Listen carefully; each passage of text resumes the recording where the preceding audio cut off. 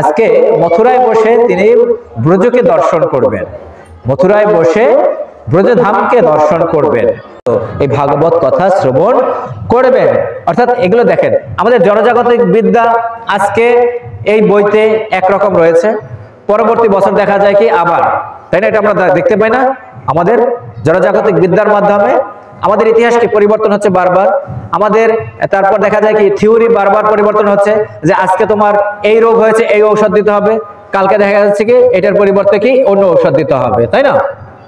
এটাই তো করা হচ্ছে। তার মানে কি জনজাগতিক বিদ্যা প্রতিনিয়ত পরিবর্তনশীল, কিন্তু এই আধ্যাত্মিক বিদ্যা, এই গীতার কথা, ভাগবতমের কথা, যে একটি শব্দও কি পরিবর্তন হয়েছে? না, একটি শব্দ তার কোনো পরিবর্তন হয়নি।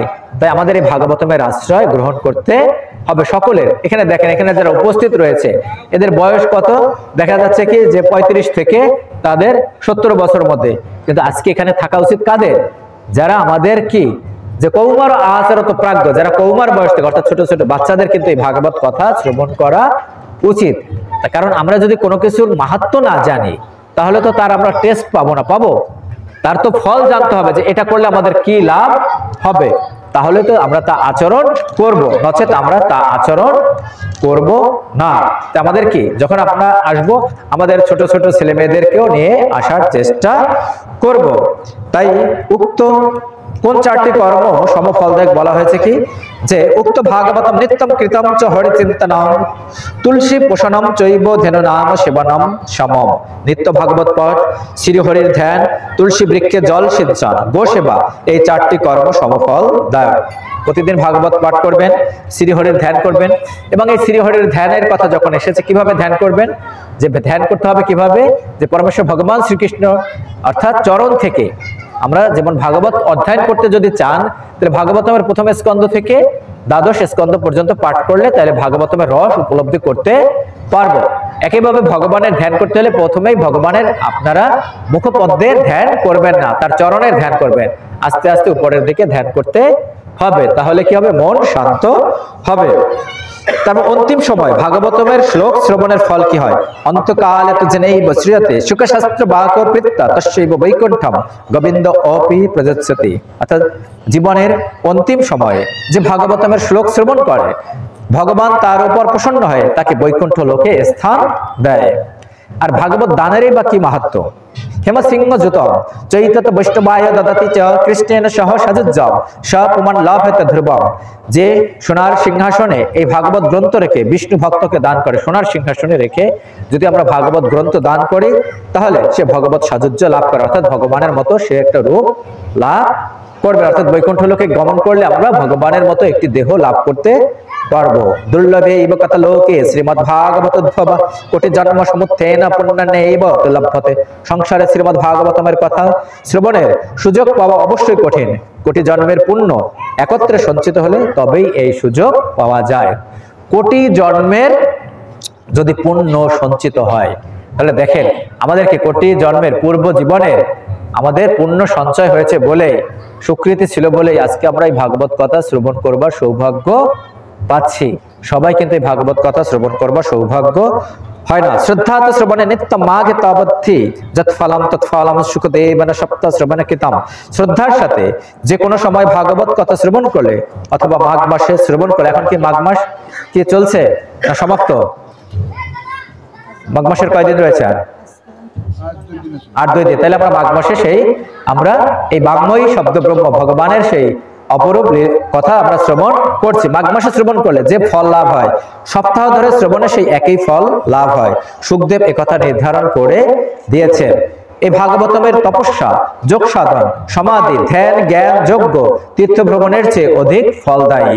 যৎ ফলম নাস্তি তপসা যোগেন সমাধিনা অনায়াসেন তৎসর্বং সপ্তাহ শ্রবেণ লভেত।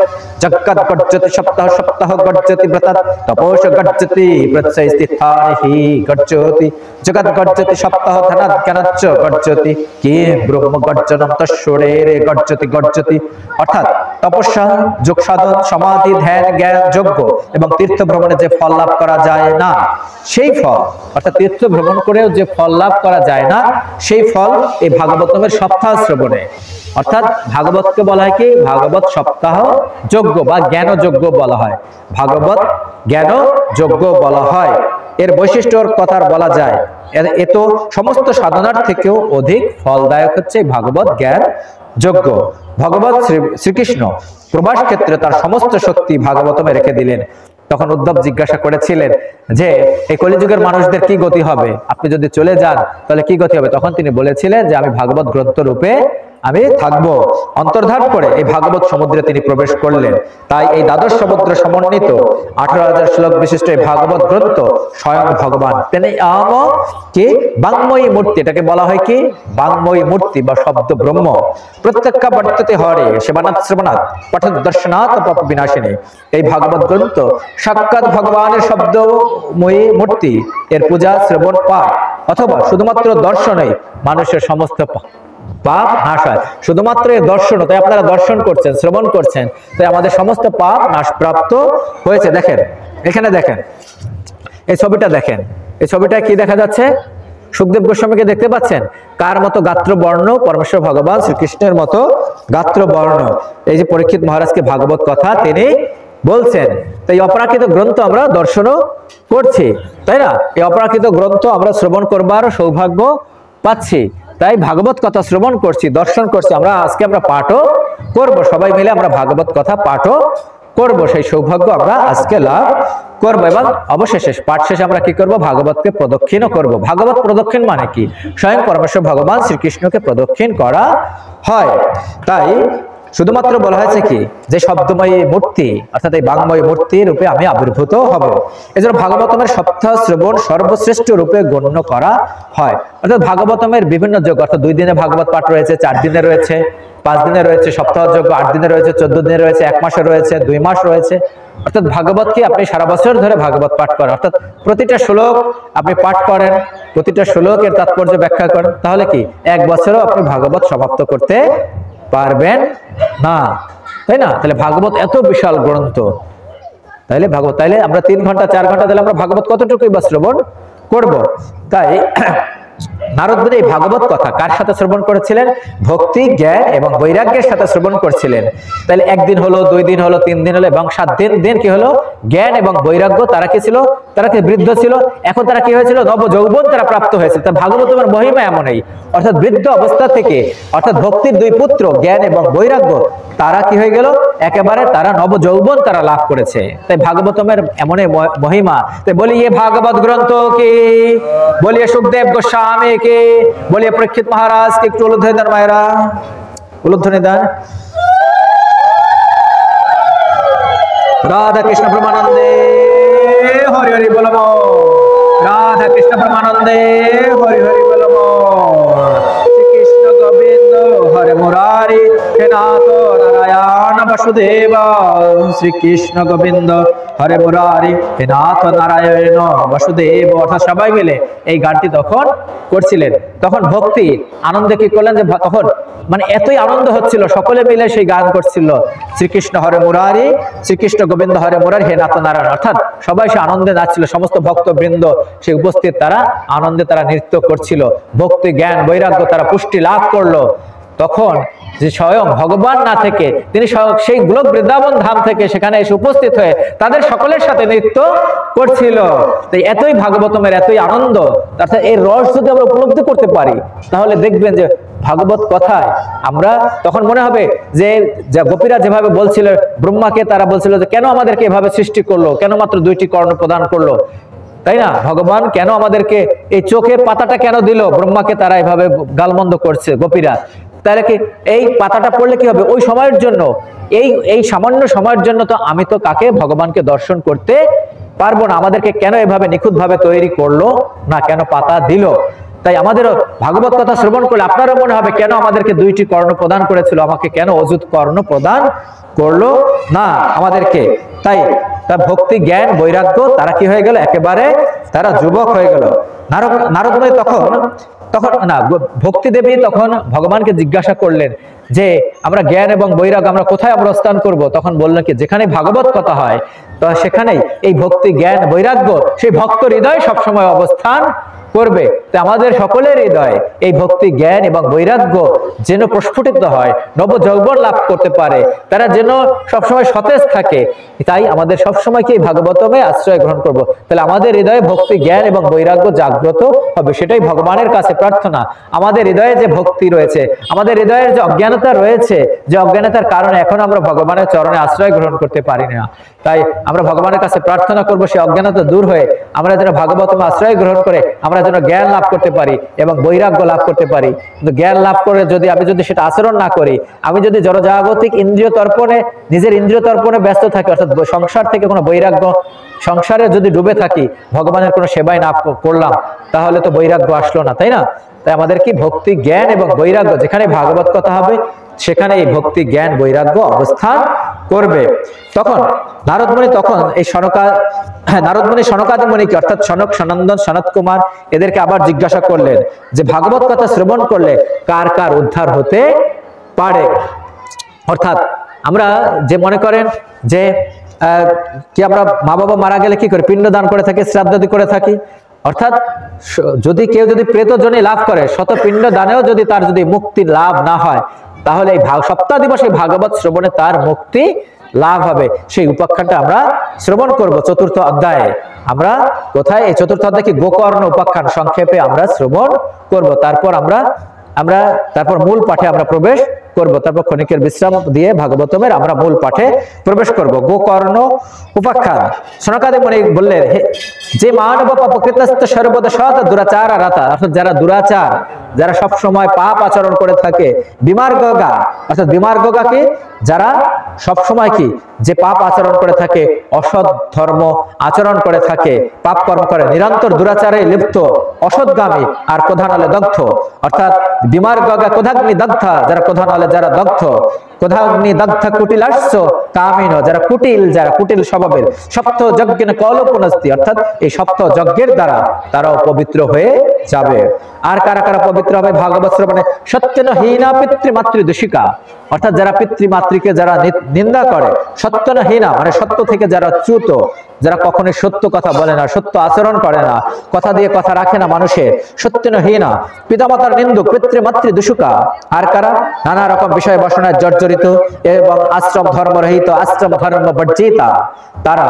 আর কি বলা আছে? যে দাম্ভিকা, যারা দাম্ভিক, মৎসরিণ অপি হিংসকা, যারা হিংস, সপ্তাহ যজ্ঞেন কল পুনন্তিতে, সপ্তাহ যজ্ঞ দ্বারা তারা মুক্তি লাভ করবে। দাম্ভিক এবং মৎসর্য পরায়ণ ব্যক্তি, হিংসু, অপরকে পীড়নকারী, যে দাম্ভিক মৎসরিণ অপি হিংসকা, যারা অপরকে হিংসা করে, তারা কলিযুগে সপ্তাহ যজ্ঞ দ্বারা পবিত্র হয়ে যায়। আর কারা কারা পবিত্র হয়? যারা মদ্যপান করে, মদ খায় যারা, অর্থাৎ 4 আঙ্গুলে নেশা করে, নেশা তো 2 আঙ্গুল আছে, তাই না? তারপর কি এভাবে নেশা করে, 4 আঙ্গুলে নেশা করে, বিভিন্ন ভাবে নেশা করে, যারা মদ্যপান করে, ব্রহ্মহত্যা জনিত পাপ। ব্রহ্মহত্যা জনিত পাপ কি? অর্থাৎ আমাদের গ্রহণ করা উচিত পত্রম পুষ্পম ফলম তয়ম যম ভক্ত প্রযচ্ছতি তদহম ভক্তি উপরিতমস্মামি প্রযতাত্ম, অর্থাৎ পত্র পুষ্প ফল যা ভগবানকে যা নিবেদন করা যায় তাই আমাদের গ্রহণ করা উচিত। তা যদি আমরা গ্রহণ করতে না পারি, ভগবানকে নিবেদন না করি, তাহলে গীতায় কি বলছে? যে প্রতি গ্রাসে গ্রাসে আমরা চোরের সমতুল্য, আমরা পাপ ভক্ষণ করে থাকি, সেটাই হচ্ছে ব্রহ্মহত্যা জনিত পাপ। আমরা যদি নিরামিষ গ্রহণ করে থাকি সেটাও পাপ হবে, কারণ সেই নিরামিষ তৈরি করতে আমরা কি, কারণ তারও তো প্রাণ রয়েছে, তাই না? একটা ধান গাছ, তারও প্রাণ রয়েছে, একটা সবজি তুলবো, তারও তো প্রাণ রয়েছে।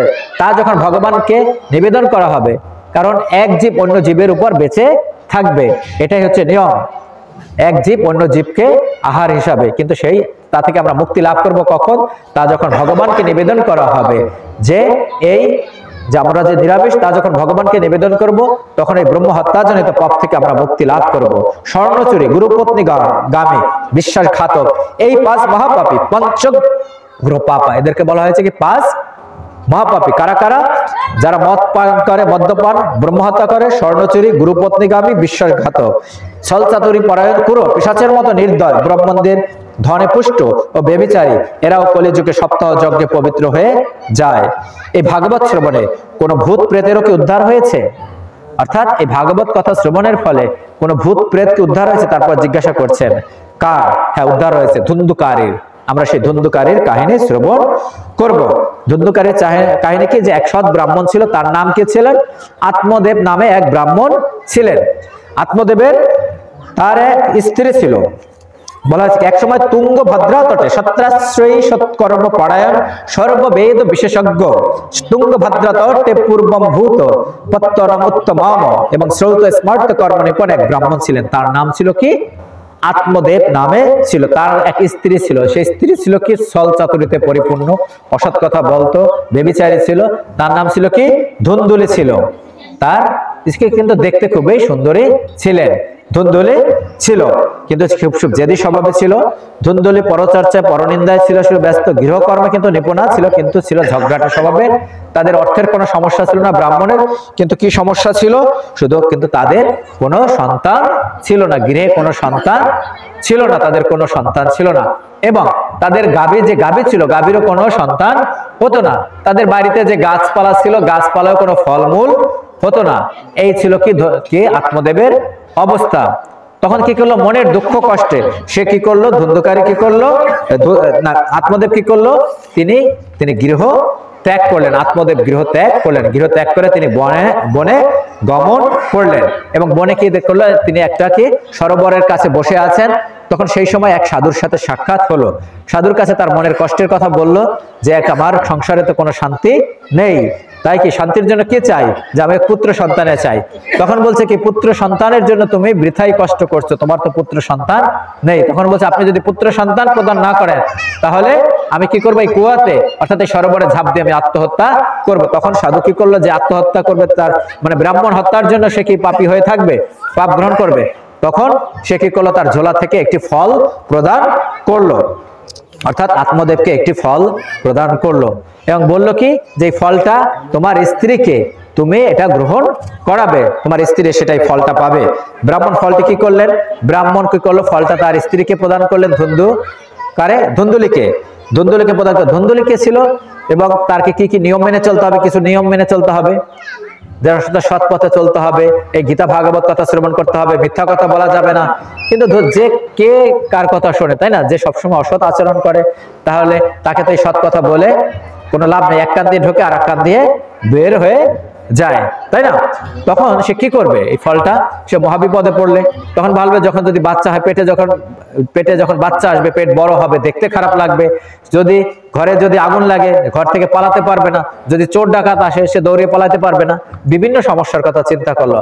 তখন সে একটা চিন্তায় পড়ে গেল। সেই সময় কি উপস্থিত হলো? তার বোন এসে উপস্থিত হলো। তার বোনকে বললো যে সমস্যার কথা। তার বোন বলল তুই কোনো চিন্তা করিস না, যে আমি সন্তান সম্ভবা, তাই না? এবং এই ফলটা কি করবে? এই ফলটা গাভীকে খাইয়ে দে। আর তুই কি করবি? তোর পেটটা যখন, আমার পেট যখন একটু বড় হবে, তখন ওরকম কি করবে? তোর পেটটাও একটু বড় করবে। এবং যথাসময় কি করলো? তার বোনের কি হলো? একটি সন্তান হলো। এবং সেই ফলটা কি করলো? গাভীকে খাইয়ে দিয়েছিল। গাভীরও কি 3 মাস পরে আরেকটি সন্তান হলো। তখন যখন সন্তান হলো, তার নাম কি রেখেছিল? অর্থাৎ ব্রাহ্মণ তার পুত্রের নাম কি রাখতে চেয়েছিল? অর্থাৎ ভগবানের সাথে নাম মিলে, যেহেতু ব্রাহ্মণ মানুষ, তার সাথে নাম মনে রেখে জনার্দন রাখতে চাইছে, গোবিন্দ রাখতে চাইছে, কিন্তু সেগুলো সে কর্ণপাত করলো না। ধুন্ধুকালী কি নাম রাখলো? তার নামের সাথে নাম মিলিয়ে কি রাখলো? ধুন্ধুকারী রাখলো। যেমন নাম তেমন তার কাম, অর্থাৎ তার কাম কেমন? অর্থাৎ ধুন্ধুকারী ছিল কি? অসৎ চরিত্রে ছিল। অর্থাৎ চৌর সর্বজন দেশী পরমেশ্ব প্রদিক, অর্থাৎ চুরি করে, ডাকাতি করে, অন্যের বাড়িতে আগুন লাগায়, ছোট ছোট বাচ্চাদের কুয়ার মধ্যে ফেলে দেয়, তারপর কি আমিষ ভক্ষণ করে, এমন মদ পান করে, বেশ্যাগমন করে, সমস্ত পাপ আচরণ করতে থাকে। অর্থাৎ মা বাবার যে সম্পদ ছিল, সমস্ত সম্পদ সে নষ্ট করে ফেলছিল। আর ওদিকে গোকর্ণ কেমন ছিল? গোকর্ণ ছিল সর্বশাস্ত্র বিজ্ঞ, কিন্তু তার কান দুটি একটু বড় ছিল। সে ছিল সৎ পথে চলতো, সদাচার করতো। তখন অর্থাৎ ব্রাহ্মণের কি হলো? ব্রাহ্মণ অত্যন্ত দুঃখিত হলো। আত্মদেবের পুনরায় সে কি করলো? আবার গৃহত্যাগের জন্য সে কি করলো? মনস্থ করলো। আত্মদেব তার পুত্রের জ্বালায় সে আবার গৃহত্যাগ, প্রথমে একবার গৃহত্যাগ করছিল সন্তানের জন্য, যে সন্তান নাই, এবার সন্তান আছে, তার যন্ত্রণায় আবার গৃহত্যাগের জন্য মনস্থ করলো। তখন আত্মদেব তার পুত্রের চরণে আশ্রয় গ্রহণ করলো। কার? গোকর্ণের কাছে। গোকর্ণ বলল এই সংসার কার? এই সংসারের মায়া কিসের জন্য? এটা তুমি আমি কেউ না, তুমি কার রয়েছে? এটা একটা ভাড়া বাসা। যখনই ভগবান বলবে এই ভাড়া বাসা থেকে তুমি ছেড়ে চলে যাও, তখনই তোমার এই ভাড়া বাসা ত্যাগ করে যেতে হবে। কয়দিনের এই দেহটা কার? আমি আমার করছি, আমার স্ত্রী, আমার সন্তান, কত দিনের জন্য এটা আমি আমার করছি। যখনই ভগবান বলবে তখনই আমাকে এই আত্মাকে ত্যাগ করে আমাকে চলে যেতে হবে এবং অন্য একটি দেহ ধারণ করতে হবে, এবং সেই দেহটি আবার মনুষ্য জীবন লাভ করব কিনা তার কি কোনো নিশ্চয়তা আছে? নেই, তার কোনো নিশ্চয়তা নেই। কিন্তু অনেক পূর্ব জীবনের অনেক ভাগ্যের ফলে এই মনুষ্য জীবন আমরা লাভ করেছি। তাই সে কি করলো? আত্মদেব আবার গৃহত্যাগ করলো। এবং এদিকে কি করলো? গোকর্ণ কি করলো? গোকর্ণ তিনি কি করলেন? তিনিও গৃহত্যাগ করলেন। গৃহত্যাগ করে বিভিন্ন তীর্থে তীর্থে গমন করলেন। এদিকে এখন বাড়িতে আছে কে? বাড়িতে আছে যে গোকর্ণের মাতা বা ধুন্ধুকারীর মাতা কে আছে? মাতা আছে, শুধু ধুন্ধুলি আছে। এখন সে একা আছে, তার উপর অত্যাচার করে, কই তোর সহায় সম্পত্তি কোথায় রেখেছে, দাও সম্পদ দাও। সে কি করলো? যে তার পুত্রের যন্ত্রণায় তার মাতা কি করলো? আত্মহত্যা করলো, কুয়োতে ঝাঁপ দিল।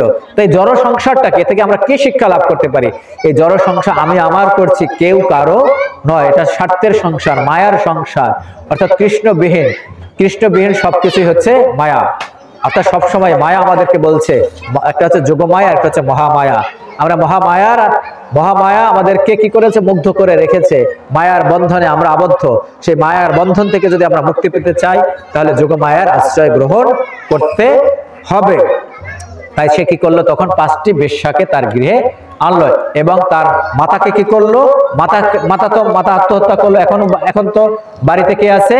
বাড়িতে আছে সেই 5টি বেশ্যা, আর আছে কে? ধুন্ধুকারী। সে এখন বেশ্যারা একবার ভাবলো কি? তারা ভাবলো যে এই কে, এর নাম কি?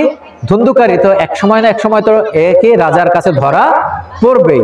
তখন কে কি করবে? আমাদের সহ সকলকে কি করবে? ফাঁসি দেবে। আমাদেরকে কষ্ট ভোগ করতে হবে, যাতনা পেতে হবে। তার সাথে আমরা এক কাজ করি, একে মেরে, অর্থাৎ ধুন্ধুকারীকে মেরে এর যত টাকা পয়সা আছে সবকিছু দিয়ে আমরা পালাই। তাই কি করছে? তারা অত্যাচার করলো, ধুন্ধুকারীকে প্রচন্ড ভাবে অত্যাচার করলো, মুখে বিষ প্রয়োগ করলো, তাতে মারা গেল না। গলায় ফাঁস দিল, তাতে মারা। তখন কি করলো? তাকে কি করলো? যে অগ্নি অঙ্গার তার মুখের মধ্যে ঢুকিয়ে দিল এবং প্রচন্ড যন্ত্রণায় ধুন্ধুকারী মারা গেল। এবং ধুন্ধুকারী একটি প্রেত যোনি লাভ করলো। ধুন্ধুকারী এবং দেহটা কি করলো? বাড়ির পাশের বাগানের মধ্যে রাখলো, প্রেত যোনি রাখলো। এদিকে তার গোকর্ণ, তার ভাই কি এখন আছে? কে? ভাই জীবিত আছে। ভাই কি করলো? যখন এই ধুন্ধুকারীর কথা শ্রবণ করেছে তখন কি করলো? বিভিন্ন তীর্থে তীর্থে তার ভাইয়ের জন্য সে কি করলো? সে পিণ্ড দিল, শ্রাদ্ধাদি করলো, ব্রাহ্মণ ভোজন করালো। কিন্তু তাতে কোনো কিছুতে উদ্ধার পেল না। কিভাবে সে বুঝতে পারলো? যখন গোকর্ণ বাড়িতে আসলো, এক সময় যখন বাড়িতে আসলো, রাতে যখন বাড়িতে ঘুমাতে গেল তখন দেখলো কি? যে তার ভ্রাতা, অর্থাৎ তার ভ্রাতাকে ধুন্ধুকারী, যে বিভিন্ন এক সময় একবার ঘোড়া হয়, একবার গাভী হয়, একবার ষাঁড় হয়, একবার প্রেত জন্য বিভিন্ন শব্দ করে, ভয়ঙ্কর শব্দ করে, অর্থাৎ প্রেত হয়ে সে তার সামনে ভয় দেখানোর চেষ্টা করছে। তখন সে বুঝতে পারলো যে কে। তখন গোকর্ণ কি করলো? অভিমন্ত্রিত জল ছিটিয়ে দিল। গোকর্ণ তখন কি করলো? সে কথা বলতে পারলো। তখন বলছে তুমি কে? তখন বলছে আমি তোমার ভ্রাতা ধুন্ধুকারী। বলছে তোমার এই অবস্থা কেন? আমি তো তোমার জন্য বিভিন্ন জায়গায়, বিভিন্ন আমরা তীর্থে তোমার জন্য শ্রাদ্ধ করেছি, তোমাকে পিণ্ড দান করেছি, তারপরে তোমার প্রেতজনী কেন লাভ করেছো? তখন বলছে তুমি শত জায়গায়, শত তীর্থেও যদি তুমি পিণ্ড দান করো তাহলে আমার মুক্তি লাভ হবে না। তাহলে কি একটা অন্য কোনো উপায়ের ব্যবস্থা করো। কি সেই অবস্থা? তখন সে কি করলো? গোকর্ণ কি করলো? গোকর্ণ কার উপাসনা করলো? সূর্যদেবের উপাসনা করা শুরু করলো। শ্রীমদ্ ভাগবত কথা যুক্তি সপ্তাহ বাচনাম করো। সূর্যদেব তখন বললো কি? সপ্তাহ যজ্ঞের আয়োজন করো, ভাগবত সপ্তাহ যজ্ঞের আয়োজন করো। তাহলে সেই ভাগবত সপ্তাহ যজ্ঞের যদি আয়োজন করো তাহলে এই ধুন্ধুকারী মুক্তি লাভ করবে। তাই আমাদের পূর্বপুরুষ যারা জড়জগৎ ত্যাগ করেছেন তারা যেন এই ভাগবত কথা শ্রবণ করতে পারে সেই প্রার্থনা করি। তারা যেন মুক্তি প্রাপ্ত হয়, তারা যে লোকেই থাকুক না কেন, আমরা জানি না তারা কোন লোকে রয়েছে, আমাদের পূর্বপুরুষ, তারা যেন এই ভাগবত কথা শ্রবণ করে যেমন করে ধুন্ধুকারী মুক্তি প্রাপ্ত হয়েছিল, তারাও যেন আমাদের পূর্বপুরুষ উপস্থিত যারা রয়েছে তারাও যেন আমাদের পূর্বপুরুষ, আমার মা বাবা, আমার দাদু, তার পূর্বপুরুষ, আপনাদের যারা উপস্থিত, আপনাদের পূর্বপুরুষ যারা জড়জগৎ ত্যাগ করেছেন, আজকে যারা এই তারামণি সেবাশ্রমে যারা ভক্তবৃন্দ যারা উপস্থিত রয়েছে তাদের পূর্বপুরুষ যারা রয়েছে তাদের পূর্বপুরুষের জন্য উদ্ধার হয় এই ভাগবত কথা শ্রবণে সেই প্রার্থনা করি। হরে কৃষ্ণ কৃষ্ণ কৃষ্ণ হরে হরে, হরে রাম রাম রাম হরে, রাধা কৃষ্ণ প্রভুনন্দে হরি হরি বল, রাধা কৃষ্ণ প্রভুনন্দে হরি হরি বল। बोलिए भक्तवत्सल भगवान श्री कृष्ण की, बोलिए भक्तवत्सल भगवान श्री कृष्ण की, बोलिए राधा रानी की, प्रेम से बोलो राधे राधे। তাই তখন কি করলো, সপ্তাহ যজ্ঞের কথা তিনি বললেন। তখন তো গোকর্ণ বুঝতে পেলেন কি করতে হবে, তিনি সপ্তাহ যজ্ঞের আয়োজন করলেন। তো সপ্তাহ যজ্ঞ কিভাবে আয়োজন করলেন, সপ্তাহ যজ্ঞ আয়োজন করলেন, সকলকে নিমন্ত্রণ প্রদান করলেন। এবং গোকর্ণ কি করলো, সপ্তাহ যজ্ঞের সেই বেশাসনে বসলোকে গোকর্ণ বসলেন। এবং এদিকে কি ধুন্ধুকারী কি করলো, সে তো প্রেতজনী, সে কি করলো, কোথায় বসবে, কারণ হাওয়া আসলে তাকে উড়িয়ে নিয়ে যায়। তখন দেখলো কি এই পাঠের পাশে দেখা যায় একটা বাঁশ ছিল, বাঁশের মধ্যে 7টা গাঁট ছিল, 7 গাঁট যুক্ত একটি বাঁশের নিচের গাঁটের সে একটা ছিদ্র ছিল, ওইখানে গিয়ে আশ্রয় গ্রহণ করলো। কি আশ্রয় গ্রহণ করলো, ধুন্ধুকারী। ধুন্ধুকারী সেখানে আশ্রয় গ্রহণ করলো, পাঠ হয়। যখন এই পাঠের যখন বিশ্রাম হয়, দেখা গেছে কি প্রথম দিনের পাঠ শেষে একটি গাঁট ফেটে গেল, এবং দ্বিতীয় দিন একইভাবে পাঠের যখন বিশ্রাম হয়, দ্বিতীয় দিন আরেকটি গাঁট ফেটে গেল।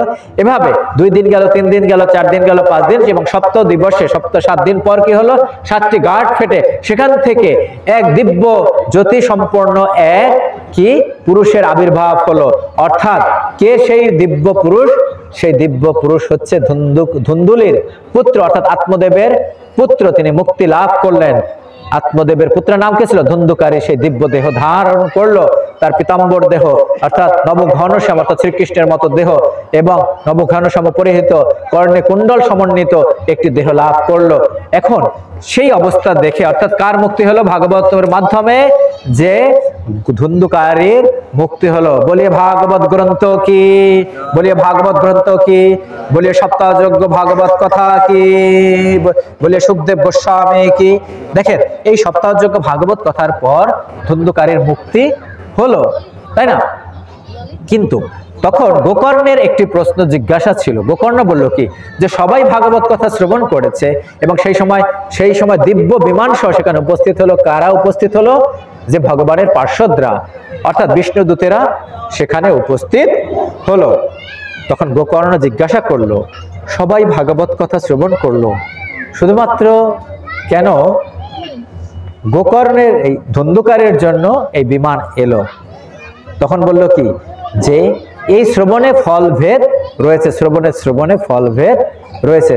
তো আমাদের শ্রবণ করতে হবে কি, নিষ্ঠার সাথে। শুধুমাত্র কে নিষ্ঠার সাথে শ্রবণ করেছিল, ধুন্ধুকারী নিষ্ঠার সাথে ভাগবত কথা শ্রবণ করে তিনি মুক্তি লাভ করেছিল।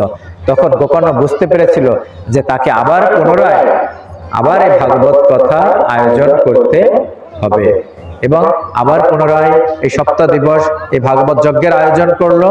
এবং সকলে গ্রামবাসী, তখন হাজার হাজার বিমান এসে দিব্য বিমান উপস্থিত হলো, এবং গ্রামবাসীর সকলেই দিব্য দেহ ধারণ করে সেই বিমানে উঠে সকলে সেই দিব্য ধামে তারা গমন করলো। তো এটা হচ্ছে কি সপ্তাহ দিবস ভাগবতমের মহিমা। তাই কোথাও যেন সপ্তাহ দিবস ভাগবত পাঠের, যেখানে হয়তো একদিনের ভাগবত কথা হয়, তাই না, সাধারণত যে সপ্তাহ দিবস ভাগবতমের আয়োজন করা উচিত। এবং আপনারা প্রার্থনা করবেন আমি যেন এক সময় সেই সপ্তাহ দিবস ভাগবত কথা বলতে পারি এবং আয়োজন করতে পারি। তাই সপ্তাহ দিবস ভাগবত কথার জন্য কি প্রচুর অর্থের প্রয়োজন, সকলের সহযোগে কিন্তু এই সপ্তাহ দিবস ভাগবতমের আয়োজন করতে হয়। তার জন্য সময় নির্ধারণ করতে হবে। যেমন করে বিবাহ একটি খরচ রয়েছে, ভাগবতেও তেমন বিশাল খরচের প্রয়োজন রয়েছে। এই ভক্তরা এসেছে, তাদের জন্য আয়োজন করা হয়েছে, বেশাসনের আয়োজন করা হয়েছে, ভক্তদের জন্য প্রসাদের আয়োজন করতে হবে। তাই সপ্তাহ দিবস ভাগবত কথা যারা দূর দূরান্তের যারা ভক্ত থাকবে, শ্রোতা থাকবে, তাদেরকে নিমন্ত্রণ দিতে হবে, তাই না? বিভিন্ন জায়গায় প্রচার করতে হবে, নিমন্ত্রণ পত্র পাঠাতে হবে, মাইকের সাহায্যে বিভিন্ন জায়গায় বলতে হবে। এখন কি স্মার্টফোন রয়েছে, স্মার্টফোনের মাধ্যমে আমরা প্রচার করব, নিমন্ত্রণ প্রদান করব এই সপ্তাহ যজ্ঞের জন্য। যেমন নিমন্ত্রণ পত্র লিখবার একটা রীতি রয়েছে, যে কিভাবে নিমন্ত্রণ পত্র লিখতে হবে। পাঠ স্থান থেকে দেখেন এখানে সুন্দরভাবে, এখানে কোনো ময়লা নেই, সুন্দরভাবে পাঠ স্থান থেকে শুদ্ধ করা হয়েছে, তাই না? গোবরের সাহায্যে শুদ্ধ করা হয়েছে। পৃথিবীর একটি মাত্র মলেই কি পবিত্র, সেই মল হচ্ছে কি গোবর। সেই গোবরের সাহায্যে এখানে পবিত্র করা হয়েছে, আর অন্য সকল মল হচ্ছে কি অপবিত্র। এবং পাঠকদের জন্য সুন্দর আসনের ব্যবস্থা করা হয়। সবার সম্মুখ সারিতে কারা থাকে, বৈষ্ণবেরা থাকে, এবং পিছনের দিকে তারা থাকে অন্যান্য পাঠকরা থাকে। বামে কারা থাকে, মায়েরা থাকে, বামে মায়েরা থাকে, এবং ডান দিকে অন্যান্য ভক্তরা থাকে। এবং অর্থাৎ ডান দিকে থাকে কারা, যার অনিয়মিত শ্রোতা, তারা ডান দিকে অবস্থান করে সপ্তাহ দিবসের। এবং যারা মায়েরা মাতৃরা তারা থাকে বামে থাকে। তাই এভাবে সবার জন্য আয়োজন করতে হবে। ভাগবত পাঠের জন্য বক্তা তিনি কোন পূর্ব দিকে মুখ করে বা উত্তর দিকে মুখ করে বসবেন। বক্তা যদি পূর্ব দিকে মুখ করে বসেন তাহলে শ্রোতারা উত্তর দিকে মুখ করে বসবেন, বা তার উল্টো হতে পারে, বা বক্তা এবং ভক্ত তারা যেন মুখোমুখি তারা বসেন। তাহলে এভাবে আমরা ভাগবত কথা শ্রবণ করব। কিন্তু এবং ভক্তদের জন্য কিছু বিধি নিষেধ রয়েছে, শ্রোতাদের জন্য কিছু নিয়ম রয়েছে। ভাগবত কথা শ্রবণের জন্য কি শ্রবণ করতে, কি নিয়ম রয়েছে? শ্রোতারা প্রতিদিন একবার হবিষ্যান্ন গ্রহণ করবে। হবিষ্যান্ন গ্রহণ করে, অর্থাৎ আমরা সকলেই হয়তো প্রসাদ ভোজি না, তাই তাদেরকে কি এই 7টা দিন অন্তত নিষ্ঠার সাথে তারা যেন কোনো পাপ ভক্ষণ না করে, কোনো যেন আমিষ আহার যেন না করে। যে তার বলা হয়েছে কি, প্রথম বলা হয়েছে হবিষ্যান্ন গ্রহণ করবে। সামর্থ্য হলে তারা 7 দিনে উপবাস থাকবে। সামর্থ্য হলে 7 দিন তারা উপবাস করবে। তাও যদি সামর্থ্য না হয় তাহলে শুধুমাত্র দুধ গ্রহণ করবে। তাও যদি সম্ভব না হয় তাহলে কি করবে, তারা শুধুমাত্র কি প্রসাদ গ্রহণ করবে, অর্থাৎ নিরামিষ গ্রহণ করবে।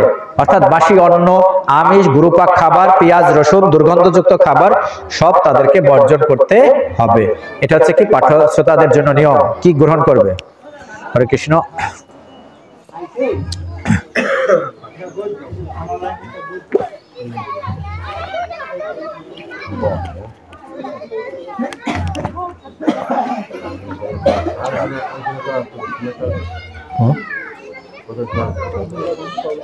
কয়টা পর্যন্ত সময়? 7টা 6:30।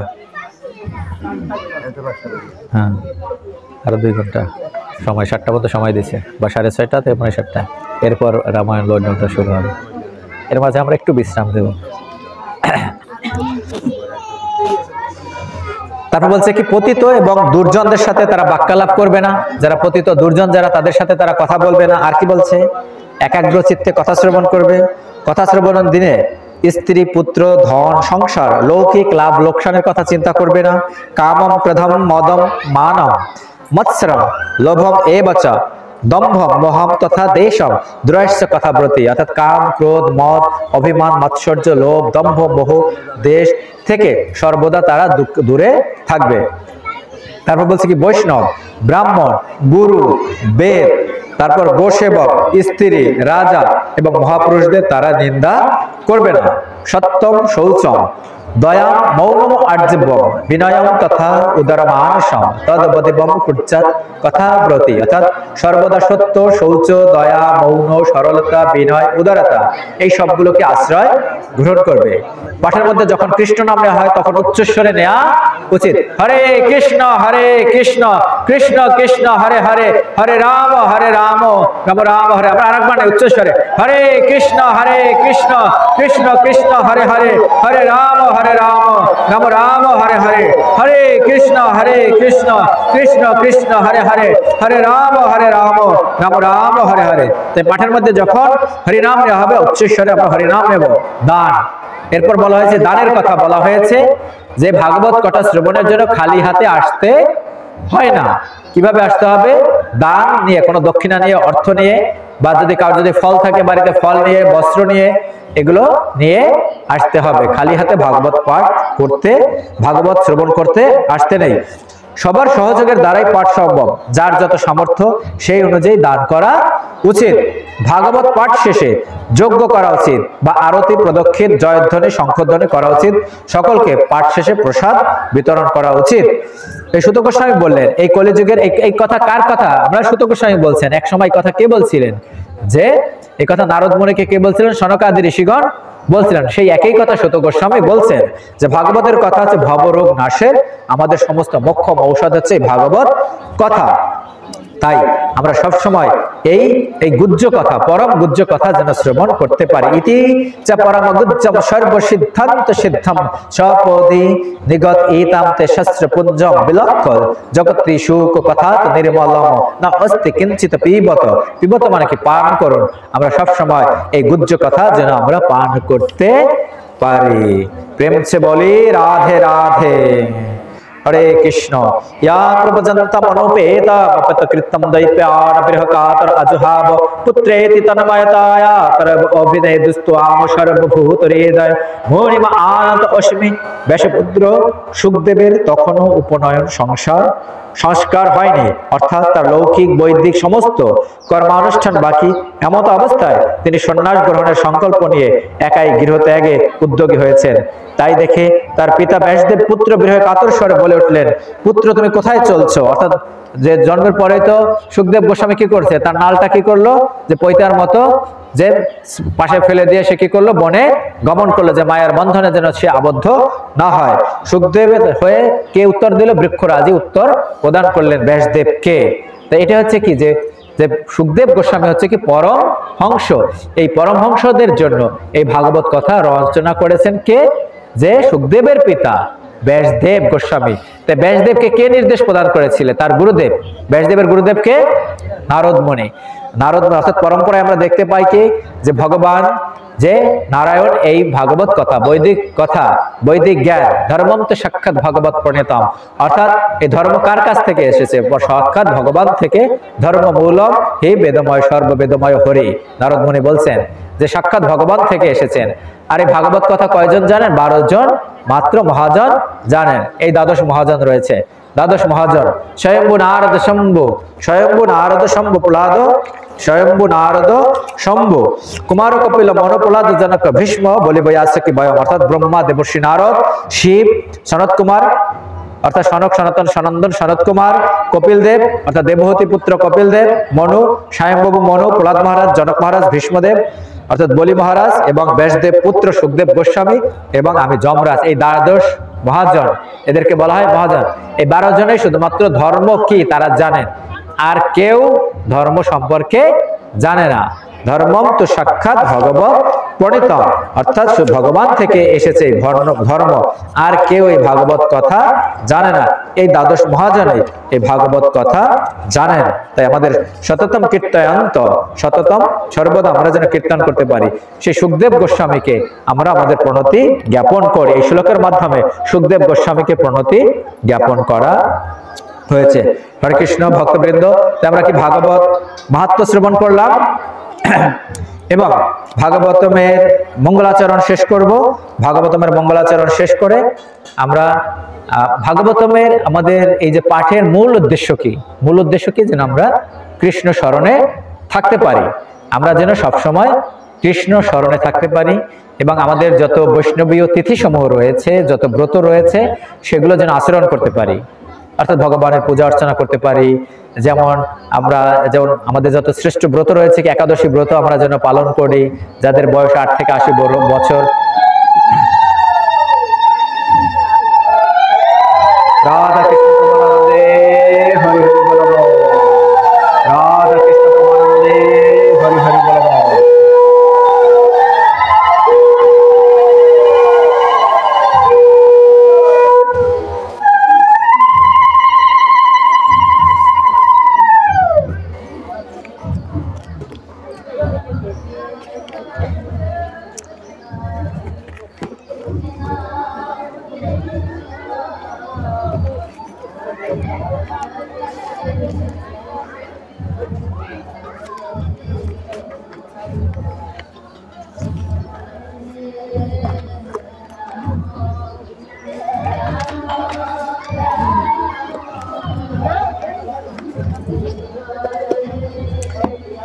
অর্থাৎ এই ভাগবত কথা শ্রবণ, সুখশাস্ত্র কথা শ্রবণের মূল উদ্দেশ্য কি বলছিলাম, যে আমরা যেন এক মুহূর্তেও ভগবানকে ভুলে না যাই, আমাদের এবং বৈষ্ণবীয় তিথিসমূহ যেন আচরণ করতে পারি, তাই না?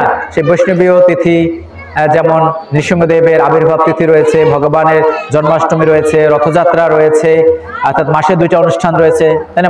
মাসে 2টা ব্রত রয়েছে না? সে মাসের ব্রত 2টা কি? একাদশী ব্রত। সে একাদশী ব্রত আমরা যেন পালন করতে পারি। এগুলোর মূল উদ্দেশ্য কি? মূল উদ্দেশ্য হচ্ছে কি কৃষ্ণের সেবা করা, একাদশ ইন্দ্রিয়ের সাহায্যে ভগবানের আমরা সেবা করতে পারি, এটা হচ্ছে মূল উদ্দেশ্য। তাই আমরা ভাগবত সপ্তাহবিধি শ্রবণ করলাম। আমরা এখন একটু ভাগবতমের মঙ্গলাচরণ। ভাগবতমের মঙ্গলাচরণ হচ্ছে ভাগবতমের প্রথম 3টি শ্লোক। সেই প্রথম 3টি শ্লোক আমরা পাঠ করব। এরপর আমরা একাদশী, আমরা যেহেতু বলছি যে আমাদের মূল উদ্দেশ্য হচ্ছে কি আমাদের ব্রতসমূহ আমাদের পালন করা, আমাদের সর্বশ্রেষ্ঠ ব্রত একাদশী ব্রত। আমরা যেন এই একাদশী ব্রতের পরবর্তী একাদশী ব্রতের মাহাত্ম্য একটু শ্রবণ করব, তারপর আমরা একটু বিশ্রাম দেব, এরপর মূল পাঠ আমরা উদ্ধব সন্দেশ শ্রবণ করব।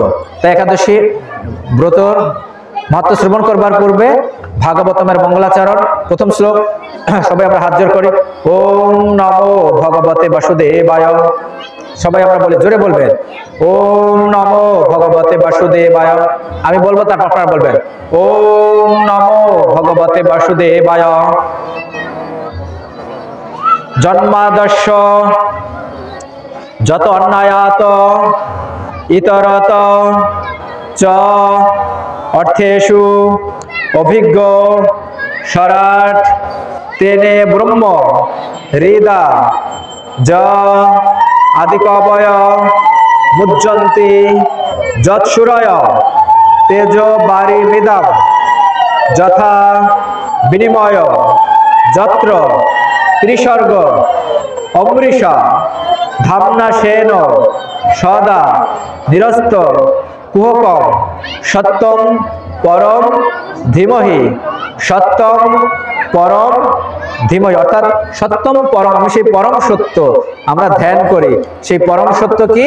পরম সত্য হচ্ছে পরমেশ্বর ভগবান শ্রীকৃষ্ণ। হে বসুদেব তনয় শ্রীকৃষ্ণ, হে সর্বব্যাপ্ত পরমেশ্বর ভগবান শ্রীকৃষ্ণ, আমি আপনাকে আমার সশ্রদ্ধ প্রণতি নিবেদন করি। আমি শ্রীকৃষ্ণের ধ্যান করি, আমি জানি না কিভাবে ধ্যান করতে হয়, কিভাবে স্মরণ করতে হয়। তিনি হচ্ছেন প্রকাশিত ব্রহ্মাণ্ড সমূহের সৃষ্টি স্থিতি এবং প্রলয়ের পরম কারণ। তিনি প্রত্যক্ষ এবং পরোক্ষভাবে সবকিছু সম্বন্ধে অবগত এবং তিনি সম্পূর্ণভাবে স্বাধীন, কেননা তার অতীত আর কোনো কারণ নেই। তিনি এই আদি কবি ব্রহ্মার হৃদয় এই ভাগবত সর্বপ্রথম বৈদিক জ্ঞান প্রদান করেছিলেন। অর্থাৎ নারায়ণ এই বৈদিক জ্ঞান ব্রহ্মার হৃদয় প্রদান করেছিলেন। ব্রহ্মা এই জ্ঞান প্রদান করেছিলেন তার পুত্র কাকে? নারদ মুনিকে। চতুশ্লোক ভাগবতের মাধ্যমে নারদ মুনি এই জ্ঞান প্রদান করেছিলেন কাকে? তার শিষ্য ব্যাসদেবকে। এবং ব্যাসদেব এই জ্ঞান প্রদান করেছিলেন কাকে? 18,000 শ্লোকের মাধ্যমে তিনি ভাগবত রচনা করলেন। কার? গণেশের সহায়তায় ভাগবত রচনা করে তাকে তার 4 শিষ্যকে সেটা শিখিয়েছে তার প্রচারের জন্য। না, 4 শিষ্যকে তিনি বেদকে বিভক্ত করে শিখিয়েছিলেন এবং এই ভাগবত কথা তিনি রচনা করে তার পুত্রকে সুখদেব গোস্বামীকে তার শিক্ষা প্রদান করলেন। এই পরম্পরা ধারায় আমরা এই ভাগবত কথা শ্রবণ করছি। তিনি আদিকবি ব্রহ্মার হৃদয়ে সর্বপ্রথম বৈদিক জ্ঞান প্রদান করেছিলেন। তার দ্বারা মহান ঋষিরা পর্যন্ত এবং স্বর্গের দেবতাও মোহাচ্ছন্ন হয়ে পড়েন। ঠিক যেভাবে মোহাচ্ছন্ন হয়ে পড়লে আগুনে জল দর্শন হয় এবং জলে মাটি দর্শন হয়, তারই প্রভাবে জড়জগৎ তারই প্রভাবে জড়জগৎ সাময়িকভাবে তার এই প্রভাবে প্রকৃতির 3টি গুণের মাধ্যমে, প্রকৃতির 3টি গুণ কি? সত্য, রজ, তম। জড়জগৎ সাময়িকভাবে প্রকাশিত হয় এবং তা অলিক হলে সত্যবত প্রতিভাত হয়। আমি সেই সত্য পরমেশ্বর ভগবান শ্রীকৃষ্ণের ধ্যান করি, যিনি জড়জগতের মোহ থেকে সম্পূর্ণরূপে মুক্ত। তার ধামে নিত্যকাল তিনি বিরাজ করেন। কিন্তু আমাদের অজ্ঞানতার ফলে সেই পরমেশ্বর ভগবান শ্রীকৃষ্ণকে আমরা দর্শন লাভ করতে পারি না। সেই পরমেশ্বর ভগবান শ্রীকৃষ্ণ আমাদের সকলের হৃদয়ে বিরাজমান, কিন্তু আমাদের এই জড়জাগতিক মোহের কারণে, মায়ের বন্ধনে আবদ্ধের কারণে আমরা ভুলে গেছি ভগবানকে। তাই আমরা ভুলে গেছি বৃন্দাবন ধামকে, আমরা ভুলে গেছি ব্রজধামকে। সেই ব্রজ রস আমরা উপলব্ধি করতে পারি না। তাই সেই ভগবানকে যেন আমরা উপলব্ধি করতে পারি, সেই বৃন্দাবন ধামে যেন আমরা গমন করতে পারি, সেই আমরা প্রার্থনা করি। তাই আমরা সকলকে পরমেশ্বর ভগবান শ্রীকৃষ্ণের ধ্যান করি। তিনি হচ্ছেন পরম সত্য, একমাত্র সত্য। তার পরবর্তী শ্লোকে বলা আছে পরম ধর্ম বা পরম সত্য বা শ্রীমদ্ ভাগবতমের মহিমা বা বস্তু নির্দেশ। ধর্ম পঞ্চচিত কৈতব অত্র পরম নির্মাসারাম শতম বেদম বাস্তব অত্র বস্তু শিবদম তাপত্র উন্মিলনম। অর্থাৎ এই ত্রিতাপ ক্লেশ থেকে যদি মুক্তি পেতে চাই, এই ভাগবতমের আশ্রয় গ্রহণ করতে হবে। ধর্ম পঞ্চচিত কৈতব অত্র, অর্থাৎ কৈতব ধর্ম যদি আমরা ত্যাগ করতে হবে, বৈতব ধর্ম ত্যাগ করতে হলে আমাদেরকে ভাগবতমের আশ্রয় গ্রহণ করতে হবে। শ্রীমদ্ ভাগবতে মহামণিকৃতে এই ভাগবত মহামণি ব্যাসদেব রচনা করেছেন। কিংবা পরের ঈশ্বর, অর্থাৎ অন্য শাস্ত্র গ্রন্থের আর কি প্রয়োজন? সদ্য হৃদি অবরুদ্ধ অত্র কিতে শুশ্রূষবি তৎক্ষণাৎ। অর্থাৎ এই ভাগবত কথা শ্রবণ করলে পরমেশ্বর ভগবান শ্রীকৃষ্ণ আমাদের হৃদয়ে বিরাজমান থাকবেন। এবং এই মঙ্গলাচরণে, ভাগবতমের মঙ্গলাচরণের 3য় শ্লোকে বলা হয়েছে আশীর্বাদ নিগম কল্পতরু গলিতম ফলম সুখমুখাত অমৃত দ্রব্য সংযুত। অর্থাৎ এই ভাগবত কি? অমৃত দ্রব্য। এবং অমৃত কেন? কারণ সুখদেবের মুখ থেকে এটা নিঃসৃত হয়েছে বলে এটা অমৃত তুল্য। সুখমুখাত অমৃত দ্রব্য সংযুত। পিবত, কখন পান করব? পিবত ভাগবতম, কিভাবে পান করবো? রসম আলয়াম, অর্থাৎ রসমালাইয়ের মতো, অথবা রসম আলয়াম অর্থাৎ আমাদের মুক্তির আগ পর্যন্ত, ততক্ষণ পর্যন্ত আমরা ভাগবত কথা শ্রবণ করবো। অর্থাৎ যেভাবে পরীক্ষিত মহারাজ মুক্তির আগ পর্যন্ত অর্থাৎ তার জড়দেহ ত্যাগ করার পূর্ব মুহূর্ত পর্যন্ত ভাগবত কথা শ্রবণ করেছে, মৃত্যুর প্রস্তুতি গ্রহণ করেছে, এটাই ভাগবতমের শিক্ষা, হাউ টু ডাই, কিভাবে আমরা মৃত্যুবরণ করব। তার জন্য এই সমস্ত প্রস্তুতি, এই ভাগবত কথা শ্রবণ, ভগবানের সেবা, মাঘী পূর্ণিমা পালন করা, এই জন্মাষ্টমী পালন করা, একাদশী ব্রত পালন করা। রাধা কৃষ্ণ প্রেমানন্দে হরি হরি বলবো, রাধা কৃষ্ণ প্রেমানন্দে হরি হরি বলবো। হরে কৃষ্ণ কৃষ্ণ কৃষ্ণ হরে হরে, হরে রাম রাম রাম হরে হরে। পিবত ভাগবতম, পিবত মানে পান করুন, সবসময় পান করুন। পিবত ভাগবতম, রসমালাই, রসমালাইয়ের মতো। অর্থাৎ রসমালাই এবং রসগোল্লার পার্থক্য আছে না? রসগোল্লা খেতে গেলে যাদের ডায়াবেটিস আছে তারা কি রসটা ফেলে দিয়ে ছিবড়াটা খায়, কিন্তু রসমালাই পুরাটাই খেতে হয়। তাহলে আমাদের ভাগবতমের একটা শ্লোক আমরা পাঠ করবো, ফেলবো না, সবকটাই হচ্ছে ভক্তি যোগের কথা বলা হয়েছে। গীতায় বিভিন্ন যোগের কথা বলা হয়েছে, ধ্যান যোগ, জ্ঞান যোগ, তারপর বলা হয়েছে ভক্তি যোগের কথা। এবং কিন্তু হরে কৃষ্ণ, এবং ভাগবতমে বলা হয়েছে কি, যে তুমি সমস্ত কিছুটাই পান করো, কোনোটাই ফেলবার নয়। কিন্তু আমরা বুঝতে পারি না বলে ভাগবতম আশ্রয় করি না, ভগবানের সেবা করি না। মূঢ় রসিকে ভুইবা, এবং কারা এটার আশ্রয় করে? রসিক যারা, রসিক ভাগবত পাঠক, রসিক পাঠক যেমন রসিক ভক্ত, তারাই এর রস আস্বাদন করতে পারে, এবং মুক্ত পুরুষরা পর্যন্ত তা আস্বাদন করতে পারে। বলিয়ে ভগবান শ্রীকৃষ্ণ কি, বলিয়ে ভাগবত গ্রন্থ কি, বলিয়ে ভাগবত সপ্তাহ যজ্ঞ কি, বলিয়ে পরীক্ষিত মহারাজ কি। হরে কৃষ্ণ কৃষ্ণ কৃষ্ণ হরে হরে, হরে রাম রাম রাম হরে হরে। হরে কৃষ্ণ। আমরা পশ্চাৎ হরে রাম হরে হরে। বলে ভক্তবৎসল ভগবান শ্রীকৃষ্ণ কি, বলে পরীক্ষিত মহারাজ কি, বলে সুখদেব গোস্বামী কি, বলে উপস্থিত শুদ্ধ ভক্ত বৃন্দ কি, বলে তারা মনি সেবাশ্রম কি, বলে মাঘী পূর্ণিমা কি। হরে কৃষ্ণ। প্রেমসে বলো রাধে রাধে। হরে কৃষ্ণ। তো পাঠের শুরুতে আমি একটি শ্লোক উচ্চারণ করেছিলাম, সেই শ্লোকটা কি? তস্মাৎ ভারত সর্বাত্মা ভগবান ঈশ্বর করি, শ্রুতব্য কীর্তিতব্যস্য সর্তব্য চ ইচ্ছতা অভয়ম।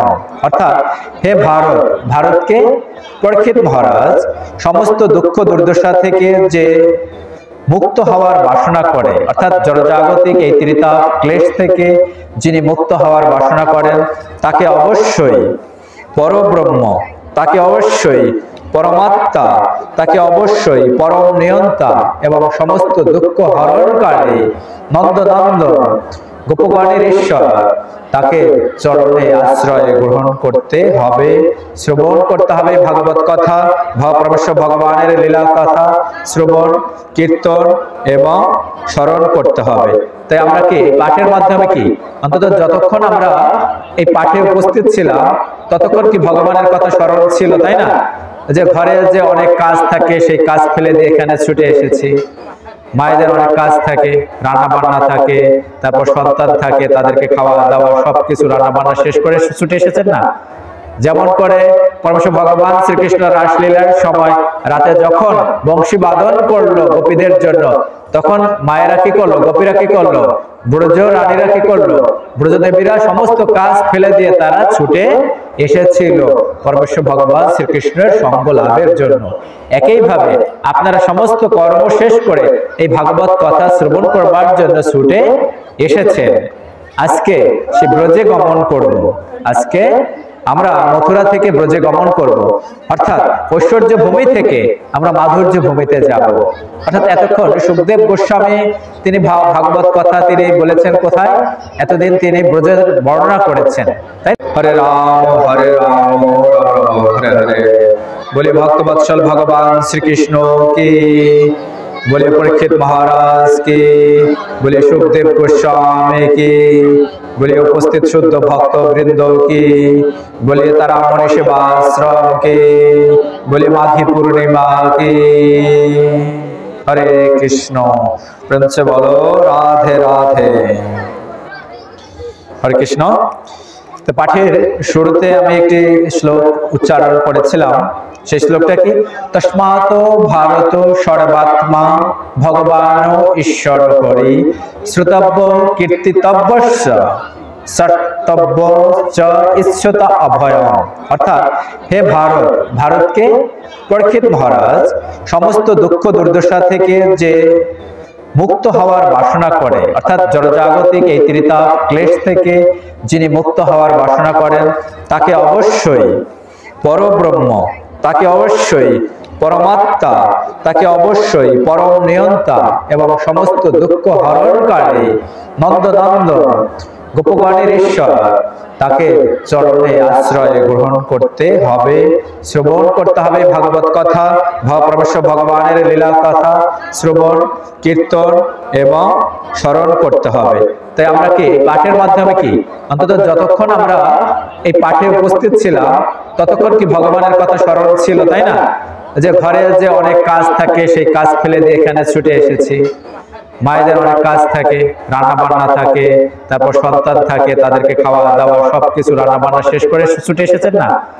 যেমন করে পরমেশ্বর ভগবান শ্রীকৃষ্ণ রাসলীলার সময় রাতে যখন বংশী বাদন করলো গোপীদের জন্য, তখন মায়েরা কি করলো, গোপীরা কি করলো, ব্রজ রানীরা কি করলো, ব্রজদেবীরা সমস্ত কাজ ফেলে দিয়ে তারা ছুটে এসেছিল পরমেশ্বর ভগবান শ্রীকৃষ্ণের সঙ্গ লাভের জন্য।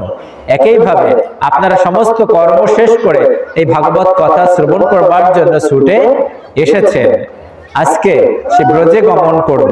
আজকে আমরা মথুরা থেকে ব্রজে গমন করব, অর্থাৎ ঐশ্বর্য ভূমি থেকে আমরা মাধুর্য ভূমিতে যাব। অর্থাৎ এতক্ষণ সুখদেব গোস্বামী তিনি ভাগবত কথা তিনি বলেছেন কোথায়? এতদিন তিনি ব্রজের বর্ণনা করেছেন, তাই না? আজকে মথুরায় বসে তিনি ব্রজকে দর্শন করবেন, মথুরায় বসে ব্রজধামকে দর্শন করবেন, অর্থাৎ ঐশ্বর্য থেকে, ঐশ্বর্যের রস থেকে, অর্থাৎ ঐশ্বর্য ভূমি থেকে ব্রজ রস অর্থাৎ মাধুর্য রস তিনি উপভোগ করবেন। আজকের পাঠের বিষয় সেই উদ্ধব সন্দেশ। আজকে যার কৃপায় আমি ভাগবত কথা বলতে পারছি তিনি হচ্ছেন ভক্তি বিজয় ভাগবত স্বামী মহারাজ। তার আতুল চরণে আমার শত সহস্র কোটি প্রণাম রইল এবং কৃতজ্ঞতা প্রকাশ করছি যারা আজকে এই অনুষ্ঠানের মহৎ অনুষ্ঠানের আয়োজন করছে তাদেরকে প্রতি আমি কৃতজ্ঞতা প্রকাশ করছি। ভক্তবৃন্দ তো সবকিছু একটা অনুষ্ঠানের সব, তাদের প্রতি আমি কৃতজ্ঞতা প্রকাশ করছি এবং আমার সন্তান স্ত্রী যারা সবসময় আমাকে এই ভাগবত পাঠে এই বৈদিক ধর্ম প্রচারে প্রসারে সহায়তা করে থাকেন। কারণ সংসার থেকে যদি সহায়তা, ঘরে বসে সংসার থেকে যদি সহায়তা না পাওয়া যায় তাহলে কি আপনি কি প্রচার করতে পারবেন না? তাই আমার স্ত্রীর প্রতি, আমার সন্তানের প্রতি আমি কৃতজ্ঞতা প্রকাশ করছি এবং আপনারা তাদের জন্য প্রার্থনা করবেন তারা যেন একজন ভক্ত হতে পারে। এবং আমার শাশুড়ি, আপনি জানেন যে জিতেন দাদু কি মামে নাকি মাসি, আমার শাশুড়ি শোভা রানী বালা, তিনি অসুস্থ, তিনি তার ক্যান্সার হয়েছে এবং এই বাড়ির এই সন্তান চিরদি অর্থাৎ জিতেন দাদুর বড় দাদু তাদের বোন চিরদি তিনিও অসুস্থ, তিনিও ক্যান্সার আক্রান্ত। তারা দুইজনে যেন সুস্থ হয়ে উঠতে পারে, তাদেরকে কেমো দেওয়া হয়েছে। ওই দিদির কেমোর পরে তার অপারেশন হয়েছে, সাকসেস হয়েছে এবং আমার শাশুড়ি 6টা কেমো দেওয়ার কথা, 6টা কেমো তিনি তাকে দেয়া গিয়েছে এবং প্রার্থনা করবেন তিনি যেন আরো অনেক দিন এই জড়জগতে থেকে ভগবানের এই লীলা কথা শ্রবণ করবার সৌভাগ্য পায়, ভগবানকে সেবা করবার সৌভাগ্য পায়। সুতরাং তাদের মঙ্গল কামনায় তারা যেন সুস্থ হয়ে ওঠে এবং উপস্থিত ভক্তবৃন্দের সকলের মঙ্গল কামনায় এবং এই বাহাদুর পাশীর সকলের মঙ্গল কামনায়, আমাদের পূর্বপুরুষদের মঙ্গল কামনায় এবং তারা মানে সেবাশ্রমের যারা ভক্তবৃন্দ তাদের মঙ্গল কামনায় তারা যেন একজন ভক্ত হতে পারে। সবাই একবার আমরা হরে নাম করি, হরে কৃষ্ণ কৃষ্ণ কৃষ্ণ হরে হরে, হরে রাম রাম রাম হরে হরে। তাই এই শ্লোকটার অর্থ হচ্ছে কি যে সবসময় তার কথা শ্রবণ কীর্তন এবং স্মরণ করতে হবে। এবং আমি বলছিলাম কি একাদশীর কথা, তখন আমি বলছিলাম যে একাদশীর মাহাত্ম্যটা একটু শ্রবণ করব, কারণ আমাদের সর্বশ্রেষ্ঠ ব্রত হচ্ছে কি একাদশী ব্রত। পরবর্তী একাদশী ব্রতের নাম হচ্ছে কি আমাদের বিজয়া একাদশী ব্রত। সেই বিজয়া একাদশী ব্রত হচ্ছে কত? ফেব্রুয়ারির 24 তারিখ, রোজ সোমবার। বিজয়া একাদশী ব্রত ফেব্রুয়ারির 24 তারিখ, রোজ সোমবার, বিজয়া একাদশী ব্রত। 24শে ফেব্রুয়ারি বিজয়া একাদশী ব্রত। হরে কৃষ্ণ।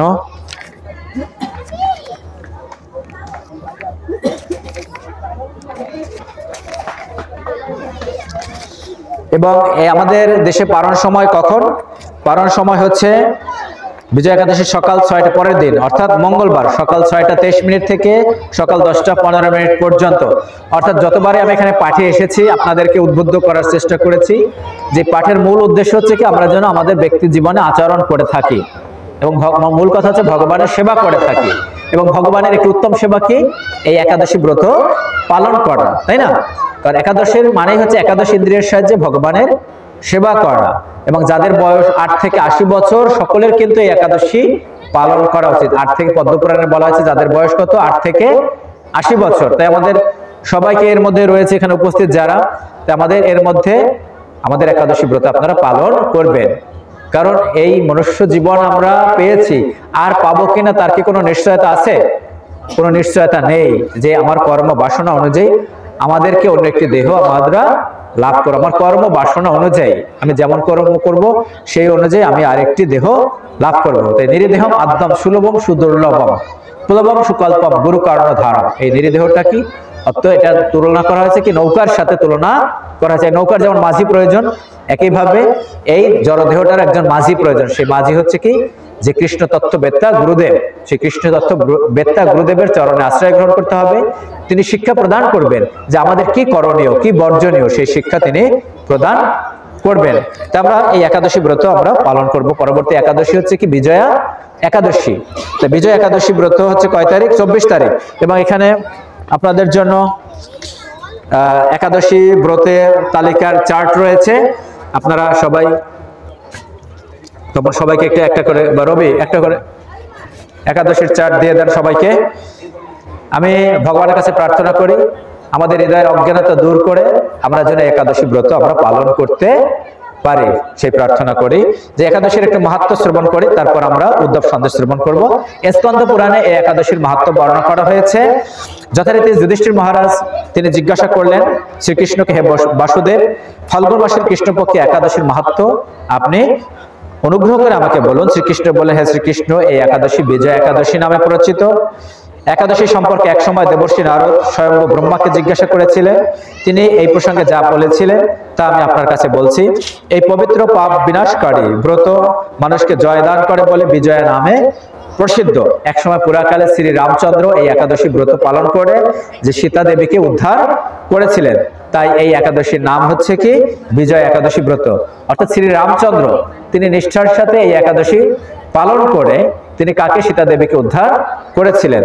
তাই এই একাদশীর নাম হচ্ছে বিজয়া একাদশী। অর্থাৎ বিজয় লাভ করতে চাই যদি, তাহলে আমাদের সকলের এই একাদশী পালন করা উচিত। অর্থাৎ ব্রহ্মা বলেন, হে নারদ, ঋষির কথা মতো ব্রত অনুষ্ঠানের ফলে তিনি বিজয়ী হয়েছিলেন। কে বিজয় হয়েছিলেন? রামচন্দ্র বিজয় হয়েছিলেন। সীতা প্রাপ্তি, লঙ্কা জয়, রাবণ বধের মাধ্যমে শ্রী রামচন্দ্র অতুল কীর্তি লাভ করেছিলেন। তাই যথাবিধি যে মানুষ এই ব্রত পালন করবেন তাদের এ জগতে জয়লাভ এবং পরজগতে অক্ষয় সুখ। অর্থাৎ এই জগতে আমরা জয়লাভ করতে পারবো এবং পরজগতে অক্ষয় সুখ লাভ করতে পারবো। তো এত লাভ যদি থাকে তাহলে আমরা কেন একাদশী ব্রত পালন করব না? অবশ্যই যেন আমরা একাদশী ব্রত পালন করতে পারি। হে যুধিষ্ঠির, এই কারণে বিজয়া একাদশী ব্রত পালন অবশ্য কর্তব্য। এই ব্রত কথা শ্রবণ কীর্তন মাত্রই বাষ্পীয় যজ্ঞের ফল লাভ হয়। তাই আপনারা শ্রবণ করেছেন এবং আমি কীর্তন করেছি, তাই আমাদের বাষ্পীয় যজ্ঞের ফল লাভ হয়েছে। তাই আমরা যেন এই একাদশী ব্রত পালন করতে পারি, এটাই আমরা ভগবানের কাছে প্রার্থনা করি। আমরা মূল পাঠটি উদ্ধব সন্দেশ। তাই উদ্ধব সন্দেশের ভাগবতমের প্রথম থেকে নবম স্কন্ধে ভক্ত অবতারের কথা বলা হয়েছে, তাই না? ভক্ত অবতার, ভক্তদের কথা বলা হয়েছে এবং এরপর দশম স্কন্ধে কৃষ্ণ কথা বলা হয়েছে। ভাগবত এমন একটি শাস্ত্র কথা, সমস্ত শাস্ত্রের বার্তা এখানে রয়েছে। তাছাড়া ভাগবতের একটি বিশেষ বার্তা আছে। কি সেই বিশেষ বার্তা? সমস্ত শাস্ত্র কিছু রেখে দিয়ে দেন, হ্যাঁ দিয়ে আসেন। সমস্ত শাস্ত্রে বলছে ভগবান আছেন, কি বলছে? ভগবান আছেন। কিন্তু ভাগবতে কি বলছেন? ভাগবতে বলছেন কি ভগবান আছেন না, ভগবান তিনি আসেন। ওখানে বলছে কি আছেন, কিন্তু এখানে বলছে কি ভাগবতে বলছেন কি ভগবান আসেন। তিনি ভক্তদের কৃপা করবার জন্য তিনি এই জড়জগতে মনুষ্য রূপ ধারণ করে তিনি আসেন। তারপর বলছে কি সকল শাস্ত্র জীবকে বলছেন ভগবানকে ভজিতে। অন্যান্য শাস্ত্র গ্রন্থ বলছে কি ভগবানকে ভজিতে, কিন্তু ভাগবত শাস্ত্র কেবল তাই করেন নাই। ভাগবত বলেছেন তোমার তো সামর্থ্য নেই ভজন করবার, তোমার কোনো সামর্থ্য নেই, কি দেয়া ভজিবে, তাই না?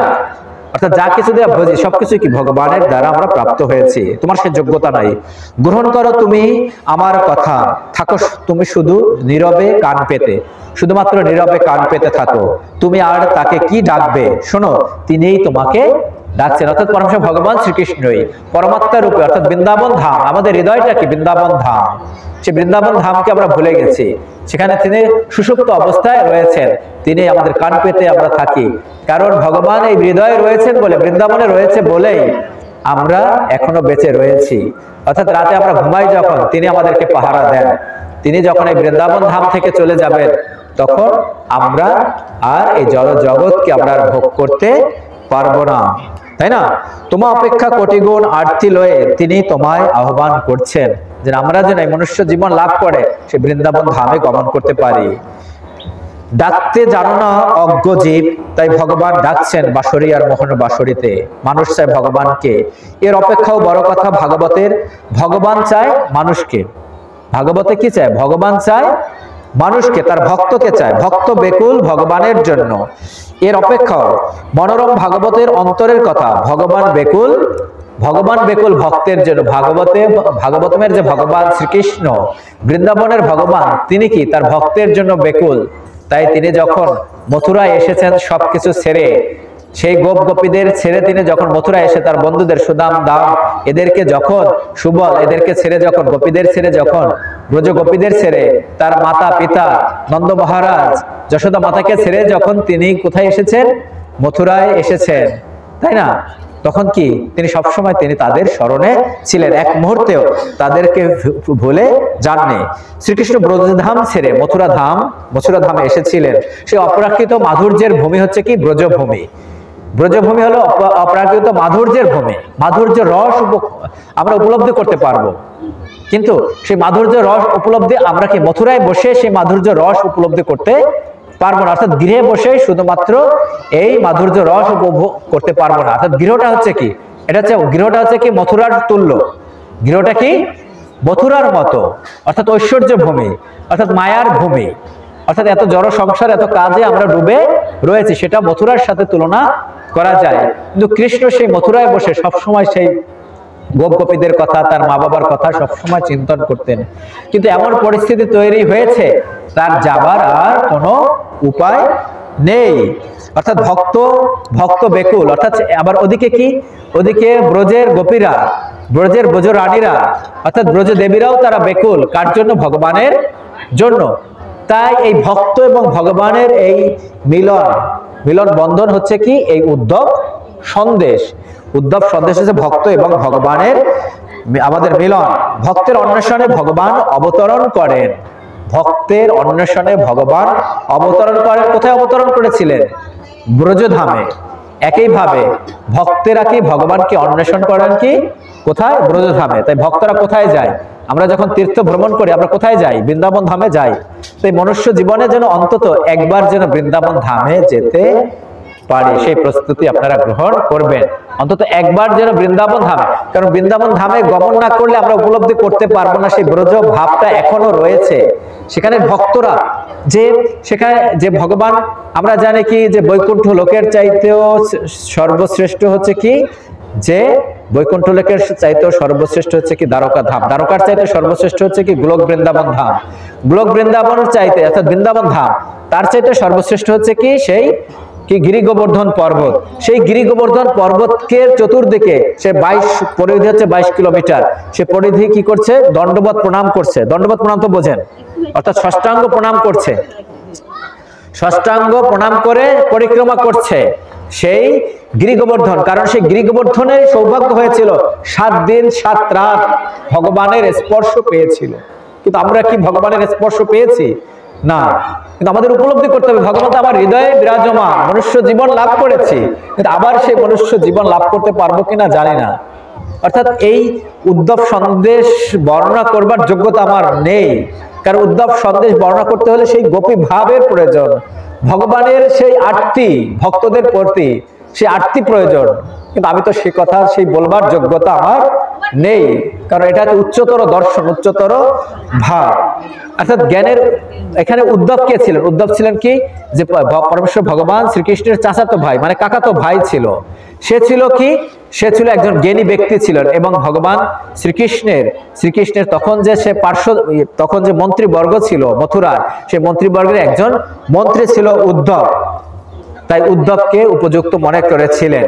ভগবান এই মথুরায় এসেছিলেন কবে? 10 বছর 8 ভগবান কতদিন পরে এই মথুরা ধামে এসেছিলেন? যে তার যখন 12 বছর বয়স, তখন বৃন্দাবন ছেড়ে এই মথুরা ধামে তিনি এসেছিলেন। কিন্তু এক মুহূর্তের জন্য তিনি তার মা বাবা নন্দ যশোদাকে তিনি ভুলতে পারেননি, সেই গোপীদের তিনি এক মুহূর্তের জন্য ভুলতে পারেননি, সেই বৃন্দাবন ধামের কথা এক মুহূর্তের জন্য তিনি ভুলতে পারেননি, যেখানে তিনি সবসময় তার গোপ সখাদের সাথে, তার গাভী বাছুরদের সাথে তিনি সবসময় লীলা করেছেন, তিনি অসুরদের সংহার করেছেন, এক মুহূর্তের জন্য কৃষ্ণ ভুলতে পারেননি। এবং একইভাবে সে গোপীরাও ভগবানকে এক মুহূর্তের জন্য ভুলতে পারেন, অর্থাৎ ভক্তরাও ভগবানকে এক মুহূর্তের জন্য ভগবানকে ভুলতে পারেননি। তাই এই যে দুই ঐশ্বর্য এবং মাধুর্যের মিলন হয় কি উদ্ধবের মাধ্যমে, তাদেরকে এই মিলন ঘটানো হয়। এখানে বলা হয়েছে কি, দেখে তাৎপর্য, শ্রীকৃষ্ণ বৃন্দাবন ছেড়ে ঐশ্বর্য ভূমি, যেটা তাকে বলা হয় কর্মভূমিতে মথুরা এসেছেন বটে, কিন্তু প্রাণ প্রিয় ভক্তের মুখগুলি কিছুতেই তিনি ভুলতে পারছে না। মথুরাবাসীর বৃন্দাবন চিন্তা আর বৃন্দাবনবাসীর মথুরা চিন্তা। ঐশ্বর্য কোনটা? মথুরার যে সেটা হচ্ছে ঐশ্বর্য এবং মাধুর্য ভাবের চলছে এই যুগল মিলন। জ্ঞানের অভিমান নিয়ে বৃন্দাবন যাওয়া চলে না। আপনি কখনোই বৃন্দাবনে যে জ্ঞানের অভিমান নিয়ে বৃন্দাবনে যাবেন না। সেখানে মুনি ঋষিরা, জ্ঞানী গুণী সকলে পরিবর্তন করেছে তার বেশ ভূষা। আনুগত্যের সাধনাই একমাত্র সাধনা। সেখানে আনুগত্য কি, কার প্রতি আনুগত্য থাকতে হবে? কৃষ্ণের প্রতি, গোপীদের প্রতি, তার শুদ্ধ ভক্তদের প্রতি। যদি যাই সেখানে যাবার সুযোগ হয়, সেই শুদ্ধ ভক্তদের প্রতি আমাদের আনুগত্য থাকতে হবে। ধামের জন্য কোনো অপরাধ না হয়, ধাম অপরাধ যেন না হয়, সেটা সবসময় চিন্তা করে মাতাজিরা কথা বলেন না। গোপীর অনুগত না হয়ে স্বাধীনভাবে অপ্রাকৃত ব্রজধামের মাহাত্ম্য কেহই হৃদয়ঙ্গম করতে পারে না। এটাই ব্রজধামের প্রবেশ পথে সতর্ক বাণী। তাই ব্রজধামে প্রবেশ পথের সতর্ক বাণী কি, যে আমরা যেন সেই আমাদের জ্ঞানের অহংকার নিয়ে যেন ব্রজে আমরা প্রবেশ না করি, আমরা জ্ঞানের অহংকার নিয়ে ব্রজ ভাব প্রবেশ না করি। এখানে উদ্ধব ছিল কি, জ্ঞানী ছিলেন। উদ্ধব যখন তিনি ব্রজে প্রবেশ করেছেন, তখন তিনি তার অহংকার চূর্ণ হয়েছে। মহাভাবের রাজ্য হচ্ছে শ্রী বৃন্দাবন। 10 মাস ব্রজে বাস করেছে। বৃন্দাবনে গিয়ে তিনি কতদিন ছিলেন? এই উদ্ধব 10 মাস ব্রজে ছিলেন। মহাভাবময় গোপীদের অবস্থা সচক্ষে দর্শন করে নিজের জ্ঞানকে কেবলেই তিনি কি করছে, ধিক্কার প্রদান করেছেন। উদ্ধব এই 10 মাস ব্রজে থেকে নিজে যে জ্ঞান লাভ, তিনি ছিলেন মহাজ্ঞানী ছিলেন, সমস্ত শাস্ত্রবিজ্ঞ ছিলেন তিনি নিজের জ্ঞানকে তিনি ধিক্কার প্রদান করেছেন। উদ্ধব ভক্তির রাজ্যে জ্ঞানের সকল গর্বই একেবারে চূর্ণ হয়ে যায়। উদ্ধব তিনি রূপবান ছিলেন, কিন্তু যখন তিনি বৃন্দাবন ছেড়ে মথুরায় তিনি এসেছেন 10 মাস পরে, তার রূপ আরো বর্ধিত হয়েছে। কারণ তার কি, তখন তার জ্ঞানের অহংকার তার চূর্ণ হয়েছে। তখন কি এই ভক্তির সাথে, তার জ্ঞানের সাথে ভক্তি মিশ্রিত হয়েছে এবং বৈরাগ্য মিশ্রিত হয়েছে। এখন আপনাদের প্রশ্ন হতে পারে, শ্রীকৃষ্ণ কেন মথুরায় থেকে গেলেন? তিনি তো কথা দিয়েছিলেন তার পিতাকে, নন্দ মহারাজকে, যখন মথুরায় প্রবেশ করেন, অর্থাৎ ভাগবতমের 10ম স্কন্ধের 45তম অধ্যায় 23 নং শ্লোকে তিনি কথা দিয়েছিলেন তার পিতাকে। যে কি কথা দিয়েছিলেন? ইয়াত জীবম ব্রজম তাত বয়ম তে স্নেহ দুঃখিতান গতিনব দ্রষ্টুম ঈশান বিধায় সুরিদাম সুখম। অর্থাৎ গেতিনব মানে কি, তার আত্মীয় স্বজন, মানে আমাদেরকে দ্রষ্টুম অর্থাৎ দর্শন করতে। অর্থাৎ তিনি নন্দ মহারাজকে এবং গোপগোপীদের কথা দিয়েছিলেন, আমি অবশ্যই আবার ফিরে আসবো, এই ব্রজধামে ফিরে আসবো। কিন্তু অচ্যুত ভগবান, অর্থাৎ যার কোনো চ্যুত হয় না, যার কোনো চ্যুত হয় না, তার নামে তো অচ্যুত। সেই অচ্যুত ভগবানও চ্যুত হয়েছিলেন, অর্থাৎ তিনি তার কথা রক্ষা করতে পারেননি। তিনি আর বৃন্দাবনে যেতে পারেননি তার মায়ের কাছে, নন্দ মহারাজের কাছে। আপনি চিন্তা করেন, আপনার মা বাবা রয়েছে, কিন্তু তাদের কাছে আপনি যেতে পারছেন না, কি কষ্ট আপনার। আপনি যখন বাইরে থাকবেন, তখনই, যখন বিদেশ থাকবেন, তখনই স্বদেশের মর্ম আপনি উপলব্ধি করতে পারবেন। আপনার ভাই বোন রয়েছে, মা বাবা রয়েছে, তাদের আপনি দর্শন পাচ্ছেন না, তাদেরকে দেখা করতে পারছেন, বরং একই দেশে রয়েছে, তখন সেই কষ্টটা আপনি উপলব্ধি করতে পারবেন। আমি ক্যাডেট কলেজে পড়াশোনা করেছি, যখন আমি ক্যাডেট কলেজে যাই, তখন আমি ছুটে আসতে চেয়েছিলাম আমার মা বাবার কাছে। এক মুহূর্তের জন্য আমার ভালো লাগেনি, সেটা একটা খাঁচার মতো মনে হয়েছিল। তাই ভগবান তিনি কি না পারতেন, কিন্তু তিনি তো মনুষ্য লীলা করছেন, তাই না? মনুষ্য লীলায় তিনি সেই মথুরা ছেড়ে মা বাবাকে যে কথা দিয়েছিলেন যে আমি আসবো ফিরে, তোমাদের কাছে আমি আসবো, গোপীদের কথা দিয়েছিলেন, কিন্তু তিনি সেই কথা, অচ্যুত সেই কথা রক্ষা করতে পারেননি। তিনি কেন কথা রক্ষা করতে পারেননি? কারণ হচ্ছে কি, কারণ দুই ভাব, একটা হচ্ছে ঐশ্বর্য ভাব, আর একটা হচ্ছে কি মাধুর্য ভাব। তিনি 10 বছর 8 মাস কোথায় ছিলেন? সেই বৃন্দাবন ধামে ছিলেন 10 বছর 8 মাস তিনি। তারপর কি, তার পিতামাতা কয়জন? 2 জন না? বসুদেব দেবকী তার পিতামাতা, তারাও তো তার গর্ভধারণী পিতামাতা। আর এদিকে নন্দ মহারাজ এবং যশোদা মাতাও তো তার পিতামাতা। তাই নন্দ মহারাজ এবং যশোদার কাছে 10 বছর 8 মাস তিনি ছিলেন। আর এদিকে মথুরা এসে কংসকে বধ করলেন। কংসকে বধ করে যখন নন্দ মহারাজ এসেছিলেন, গোপরাও এসেছিল, গোপসকরাও এসেছিল, তাদেরকে কথা দিয়েছিলেন যে আমি আবার ফিরে আসব, তাই না? এই 45-23 নং শ্লোকে তিনি কথা দিয়েছিলেন। বসুদেব দেবকীর কাছে ফিরে এসেছে, মা বাবার কাছে। সেই মা বাবা জন্মের পর তার মা বাবার আর দর্শন তিনি লাভ করতে পারেন না। তাহলে সেখানেও দেখেন কত বেদনা তার, তাই না? 2 সংকটে রয়েছে, অর্থাৎ ঐশ্বর্য ভূমিতে রয়েছেন কে? এক মা বাবা, গর্ভধারিণী মা বাবা, অর্থাৎ বসুদেব এবং দেবকী রয়েছে। আর অন্যদিকে রয়েছে কি, জন্মের পর থেকে যিনি মা বাবা বলে জানতেন, সেই নন্দ মহারাজ এবং যশোদা, যার স্তন পান করেছেন সব সময়। অর্থাৎ যশোদা এবং নন্দ মহারাজ, তারা কি তাদের সন্তান মনে করেছেন? কখনোই তো তারা কৃষ্ণ তুল্য, ভগবান তুল্য মনে সেই ভগবত্তা তাদের মধ্যে আসেনি। ভগবানকে বলেছে সেই নন্দ মহারাজের তার পাদুকা তুলে, ভগবান শ্রীকৃষ্ণ তিনি তার পিতার পাদুকা তুলে নিয়েছেন। ভগবান যিনি, পরম নিয়ন্তা যিনি, তার পাদুকা তুলে নিয়েছেন। তাই একদিকে রয়েছে নন্দ মহারাজ, একদিকে সেই ব্রজে রয়েছে কি তার পিতামাতা, আর একদিকে। তাই তাদেরকে ছেড়ে তিনি কোন দিকে যাবেন? এতদিন তারাও তো তার সান্নিধ্য লাভ করতে পারেনি, তাই তিনি কি সেই মথুরা ধামে তিনি রয়ে গেছেন। তাই যখন কংসকে বধ করা হলো, কংসকে বধ করার পরে সেখানে কি নতুন রাজা তৈরি করা হলো। কাকে রাজা করছে? কংসের পিতা উগ্রসেনকে রাজা তিনি তৈরি করেছিলেন। কিন্তু উগ্রসেন ছিল বৃদ্ধ, রাজকার্য পরিচালনায় তিনি যথাযথ যোগ্যতা তার ছিল না। তাই পরমেশ্বর ভগবান শ্রীকৃষ্ণ এবং বলরাম তাই মথুরায় থেকে গিয়েছেন তার রাজকার্য, অর্থাৎ রাজ্যকে যেহেতু সুন্দরভাবে পরিচালনার জন্য তিনি মথুরায় থেকেছিলেন। এবং কংসের 2 স্ত্রী ছিল, সেই 2 স্ত্রীর নাম কি ছিল? অস্তি এবং প্রাপ্তি। তাই ভগবান জানতেন যে অস্তি এবং প্রাপ্তি, কংস যখন বধ হলো, তখন কি করলো? সেই অস্তি প্রাপ্তি, তার পিতার নাম কে ছিল? জরাসন্ধ।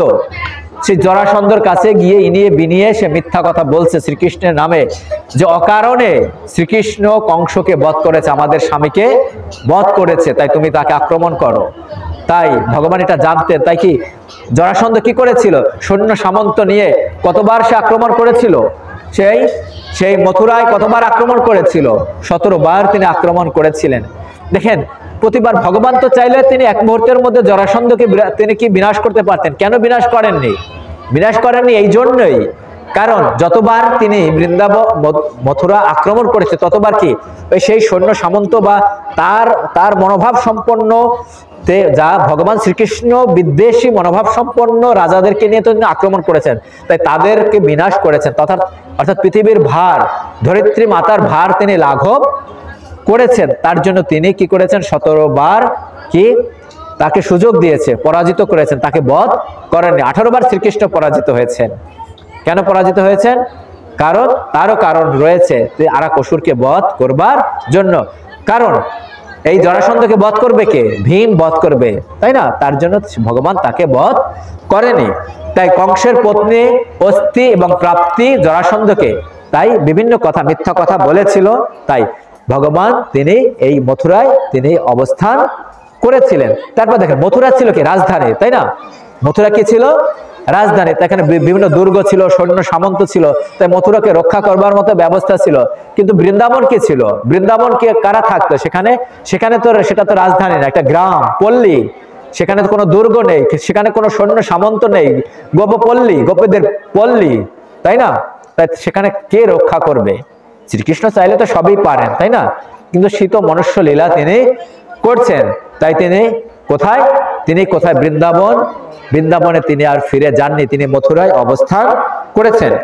তাহলে আপনাদের প্রশ্ন